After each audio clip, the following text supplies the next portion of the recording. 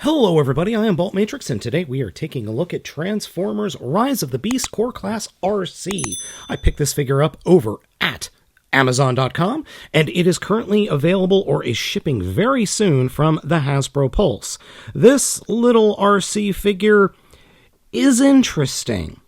We'll go with interesting. In terms of size, Kingdom Core Class Hot Rod and Core Class Optimus Prime. As you can see, she's just a smidge shorter than both of them. The Micromaster scale class as well, just so you get an idea of her overall size. The overall aesthetic on ARCEE works. I think the paint is well done, like very well done.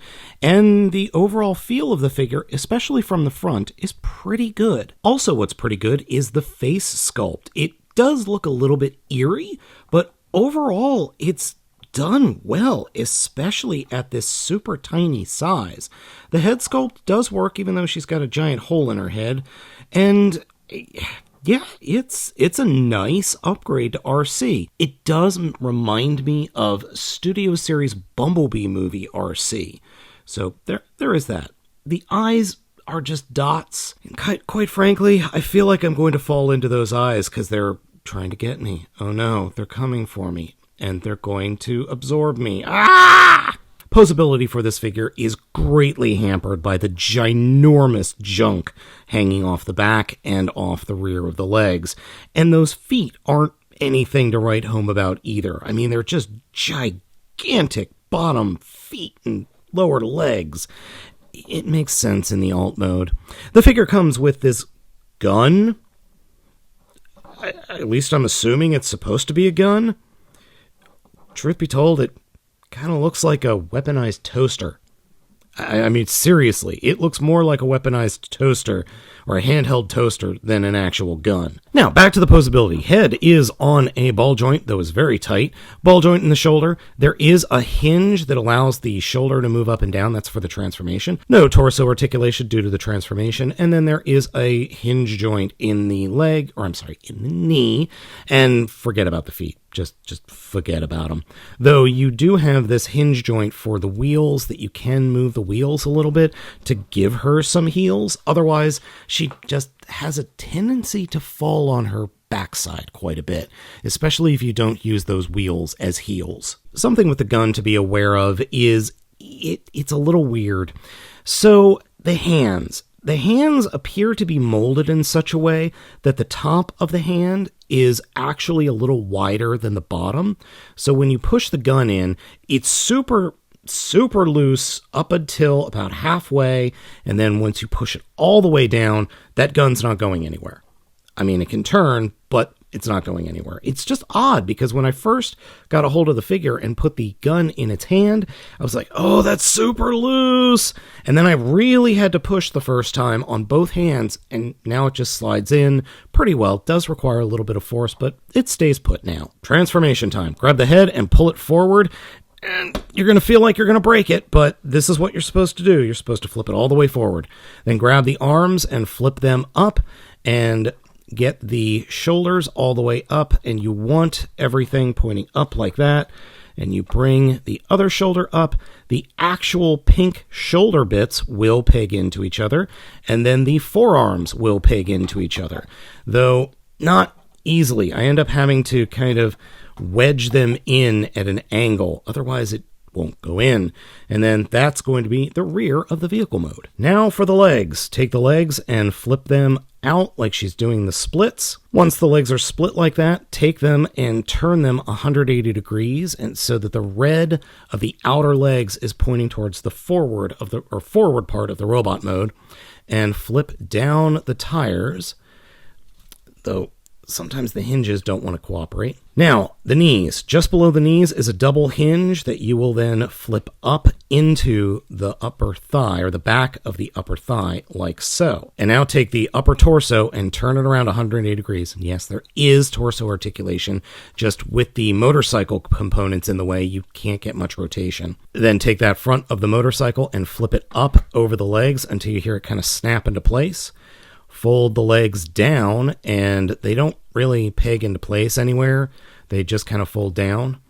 Turn the front motorcycle wheel around like that. Then combine up the rear or the bottom motorcycle wheels, and you've got to be a little bit careful because they only go together in a very specific way. You see, there's one peg here and 2 holes, and then on the other side, 1 hole and 2 pegs. So you just got to get everything lined up, and if you don't, it's just not going to go together. It just won't. And then there's also a peg hole for the rear fender. So now that that's done, we have the bike mode. Okay, no, I'm kidding. That's not done. Fold the wheels up and they will actually peg into this gap that's in the forearms. And it doesn't really peg in super tight, but it does snap into place. You just have to be a little bit forceful. And next, come to the bottom of the vehicle mode, grab the gun, and there are grooves on the top of the gun.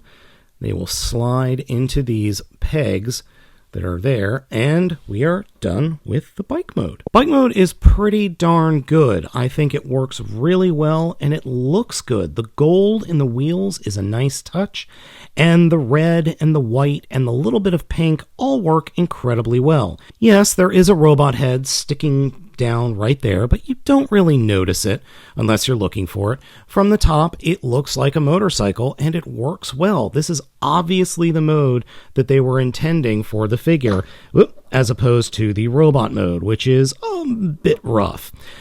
What's also a bit rough is this thing has a trouble standing up, like a lot of trouble standing up. Now, if you transform this figure like I did initially, you're not going to have a good time because the figure won't be able to stand up at all. It'll just fall forward.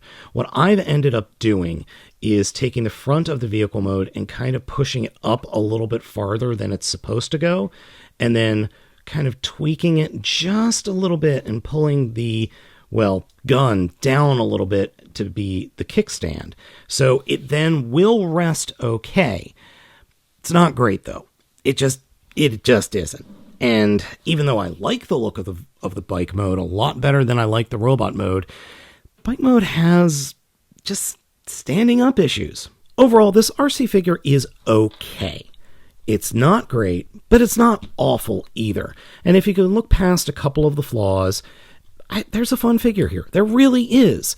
It's just flawed. I mean, it just is. There's no getting around it. It's got issues.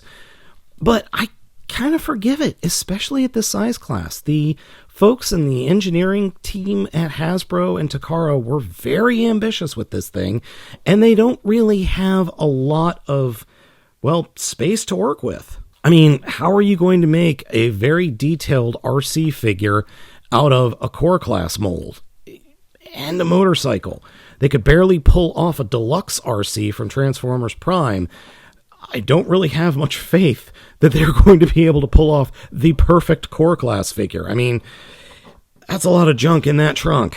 Overall, I'm not sure if ARCEE is worth picking up. The price of entry is rather high at almost $12, and it's only okay. It's only okay. Though I really do wonder what else we're going to get for ARCEE. I hope we get a deluxe figure that's better and more fun than this, and hides the wheels a little bit better, because that movie version of ARCEE looks really good, and I'm hoping we get a figure that gives that character justice. So folks, let me know what you think of this figure down in the comments. Thank you so much for watching. I have been Baltmatrix, and I will catch you all next time.